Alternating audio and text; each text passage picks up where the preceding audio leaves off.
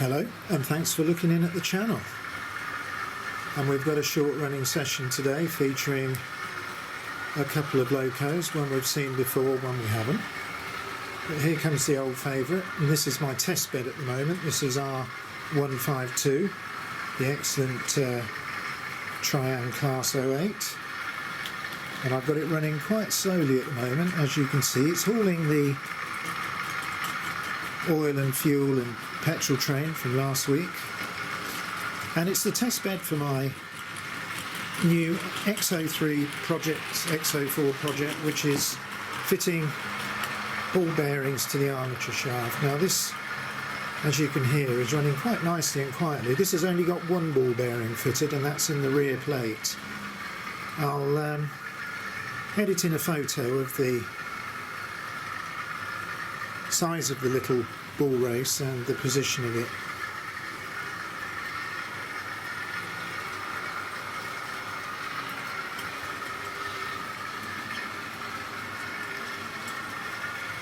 I don't know whether you can tell, but this is much less noisier than it was at this speed before, and it's running super smooth. So once I develop a way of mounting the front bearing, which is going to be a little bit difficult, I think I'm going to have to make a sleeve or an adapter. It'll be great to get one of these motors fully ball raced. The difference you notice immediately is once you've got the armature reinstalled and the magnet remagnetised with no brushes in, you can feel almost the cogging, and by that I mean the metal parts of the armature when they go past the actual pole pieces that stretch from front to rear of the motor. You can now feel the magnetic force being exerted onto the armature. Before, the sort of sintered bronze bearings weren't sensitive enough for you to feature that or pick it up, so it really is going to affect the slow running of these motors, I think. And already, just with the bearing in the rear of the motor, and that's just a standard 3-pole Triang, that's just running beautifully with this heavy fuel train. I hope to get a video about the adaptations to the XO4 up in the next few weeks. Now look at this, here we have Triang R753, unfortunately not running under catenary, so the pantographs are down, but I hope to get some catenary on the layout at some point. But that is the excellent Class 81 or Class AL1. It's funny how these locos have many different designations really over the years. And I've got an interesting rake of Triang Mark 1 British Rail coaches behind this one. Some early, some a little bit later. Probably not prototypical, but looks quite good behind the electric locomotive here. And I've got that running quite slowly. In fact, I've got them running both quite slowly because the linesmen say that the recent hot weather's done something to the tracks, so we're not at maximum speed today. But look at these great coaches. Some of these are the kit coaches, the CKDs.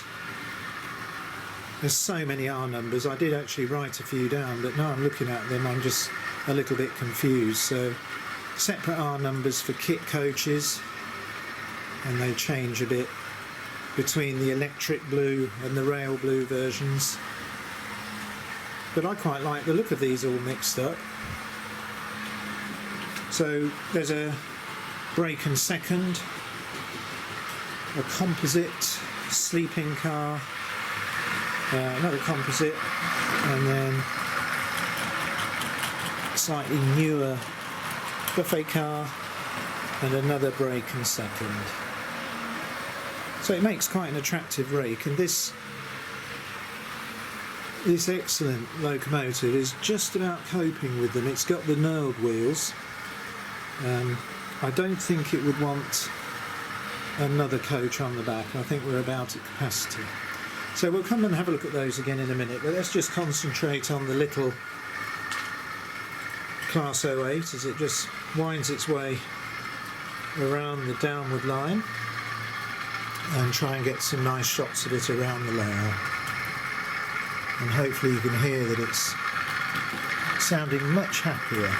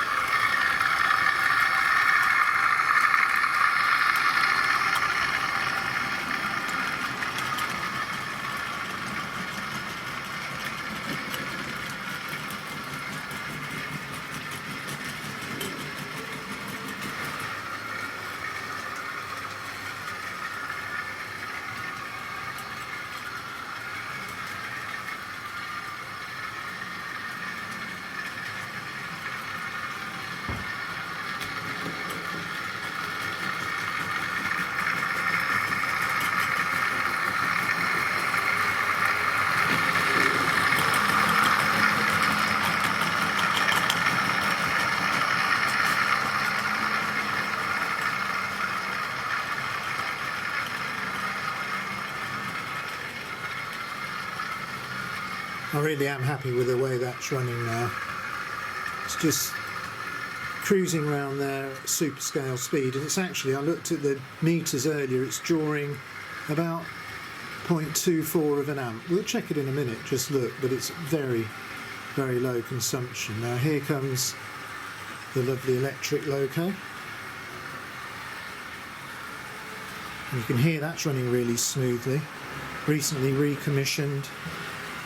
Good service of the power bogey, cleaned up all the pantographs which were very rusty, so I took them apart and used my de-rusting solution that I use for cleaning Super 4, and they've come up really well. It's amazing the colour of the roof on this as well. It was super grubby, but it now looks almost pristine. So we'll get a look at this coming around the layout. So I'm going to catch it now coming through the station.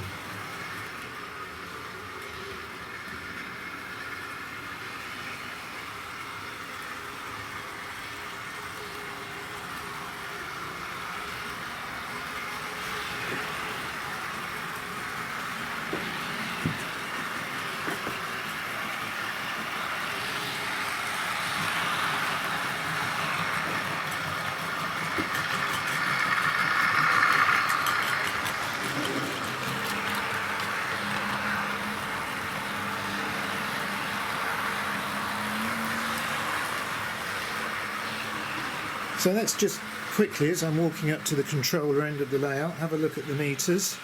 Downward line on the left, upward line on the right. So, yeah, the big class 81 is drawing 0.3 of an amp, and the little class 08 0.25. So I'm really happy with how they're running. So I think what we're going to do now is probably open them up a bit. I think the lines have been certified for slightly more speed now. You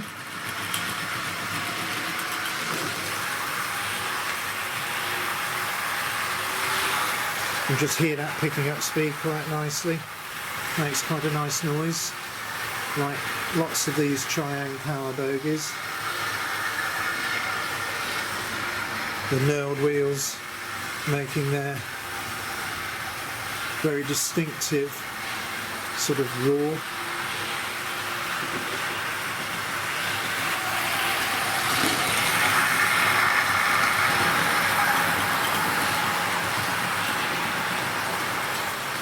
And that's fine, you just see the class 08 go along the back of the layout.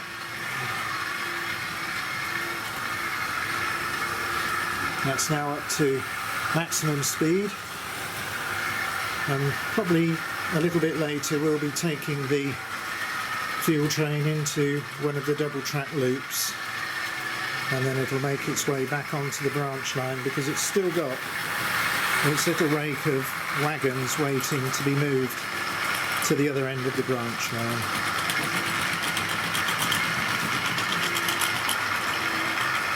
Well, I hope you've enjoyed the updates and seeing these two locos running around the layout, and I look forward to getting the experimental XO4s running with 2 ball racers. So until then, we'll watch these go around for another couple of circuits, and until the next video, I'll say goodbye.